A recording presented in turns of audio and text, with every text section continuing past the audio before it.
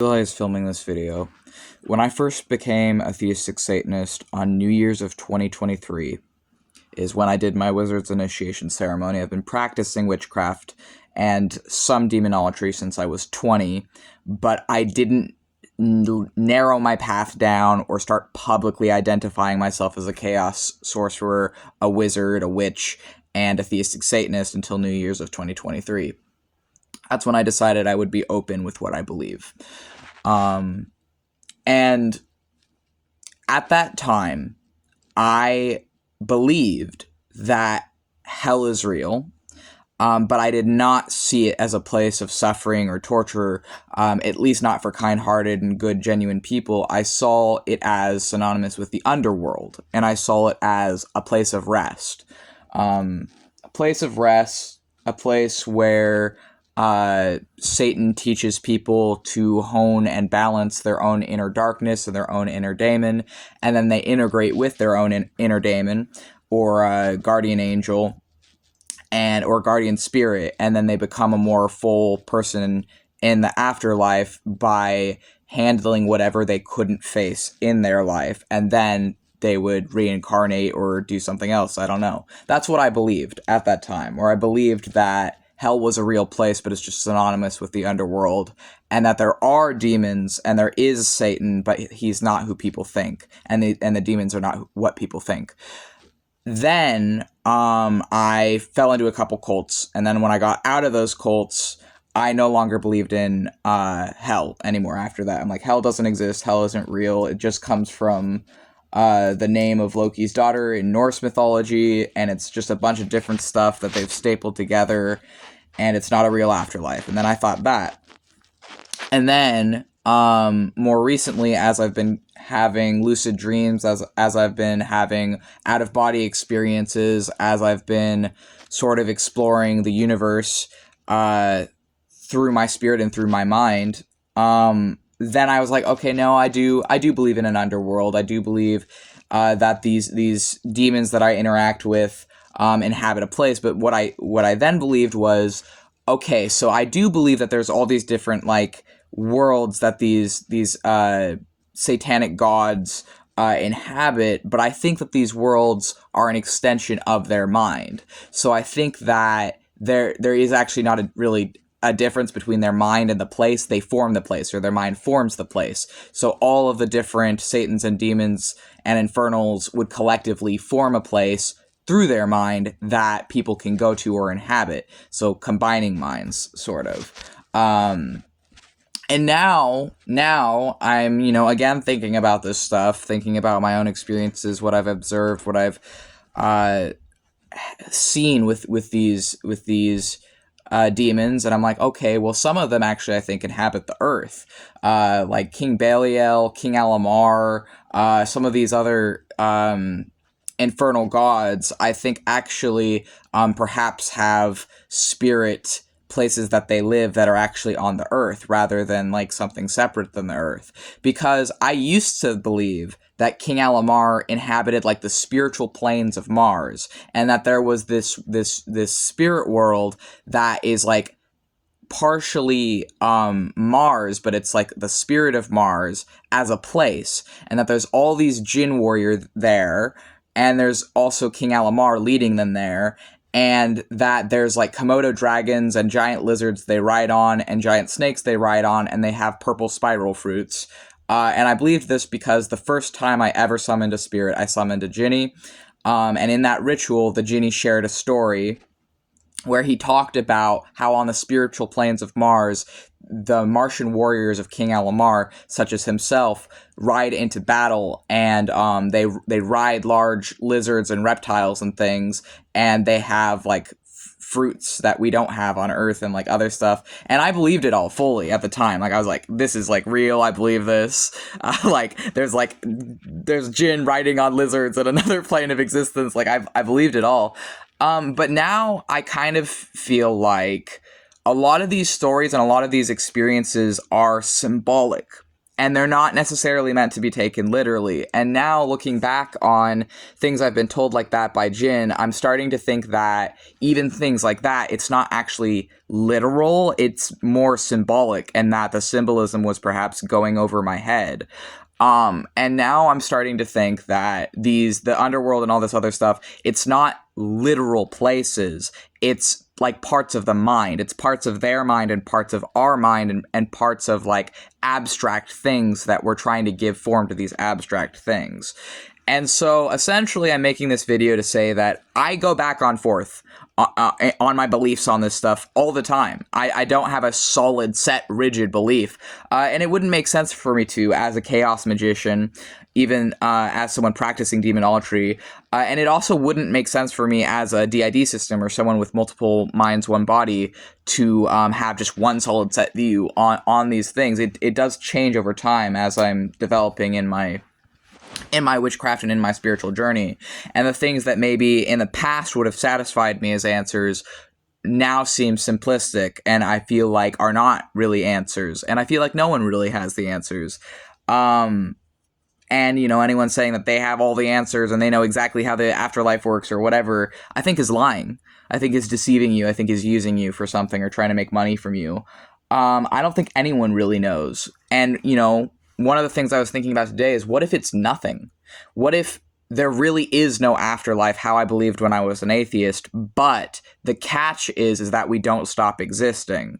You know, that it could be both. What if it's both? What if it's nothing and something simultaneously? What if it's like when I'm lucid dreaming and I'm inhabiting, you know, my dream consciously? What if it's like that, but in a different way? And what if death is just a sort of dream? And what if life itself is just a sort of dream? And all these gods and spirits I interact with and these worlds that I go to and these experiences that I have, what if all of it is types of dreaming, but in different levels? And I think about these things, and I think about, couldn't it be both? Like, couldn't it be both something, nothing, and everything in between, but it's just that we lack the language to express it all? Because, I mean, I think that, you know, it's not that Ginny who I first summoned was lying to me. I don't believe that. I don't believe he was lying to me.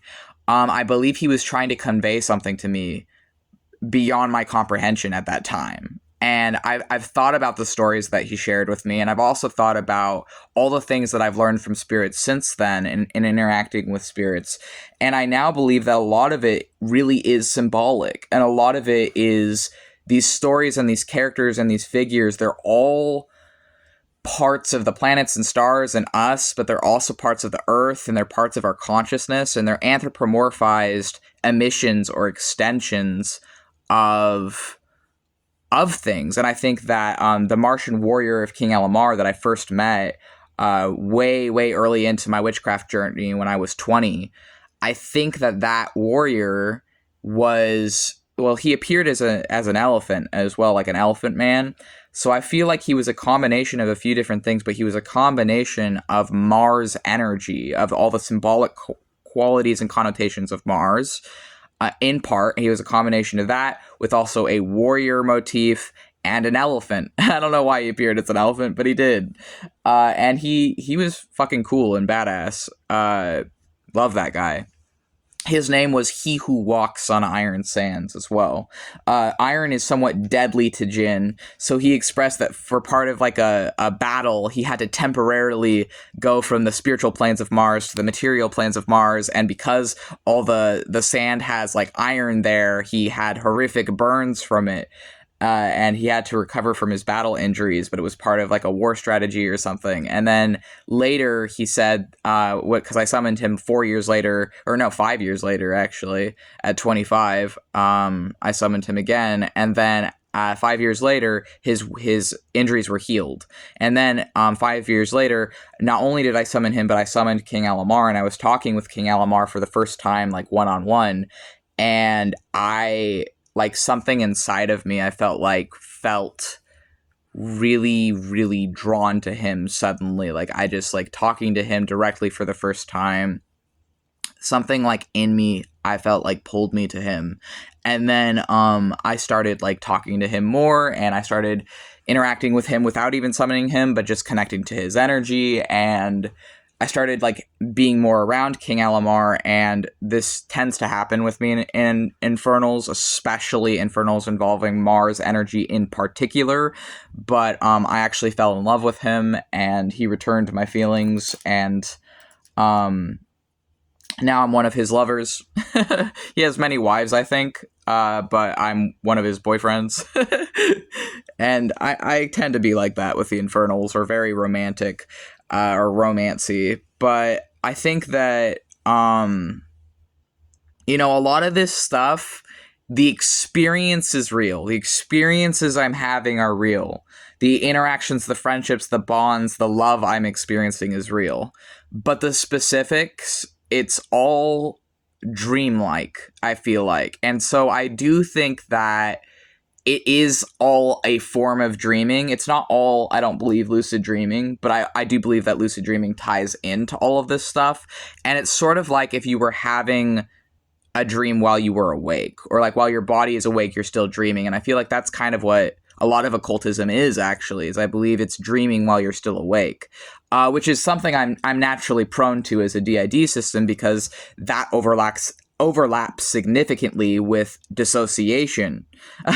And as someone so dissociated that I'm literally multiple people, yeah, it makes sense that I would be drawn to occultism and witchcraft, I feel like, and to learning to harness the power of my own mind to have sensory perceptions, not unlike those sensory perceptions people who do different psychedelics experience, except instead of taking, you know, whatever, I'm using the power of my own mind.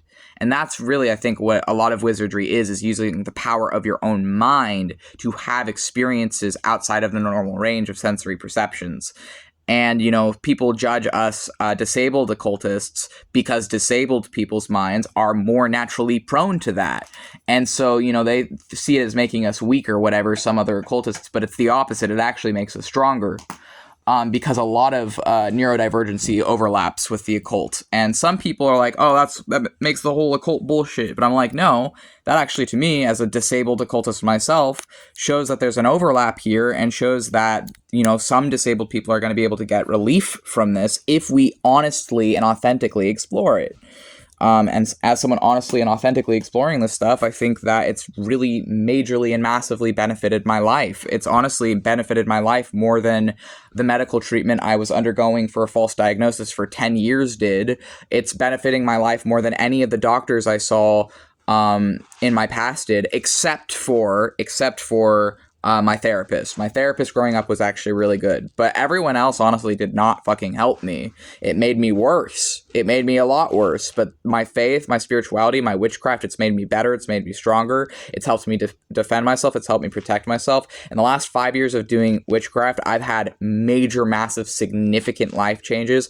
I have grown so much that it's like I am actually genuinely unrecognizable from who I used to be.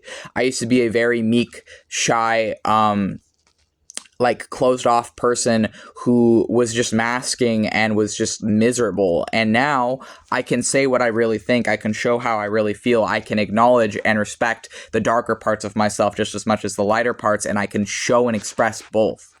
So, you know, is there like an afterlife, or is there really like these Jinn warriors out here going on the planets and the earth and all this other stuff? Is there really some overlapping dimension with ours and all this other stuff? And where do the infernals come from? And do they come from hell? Do they come from the underworld?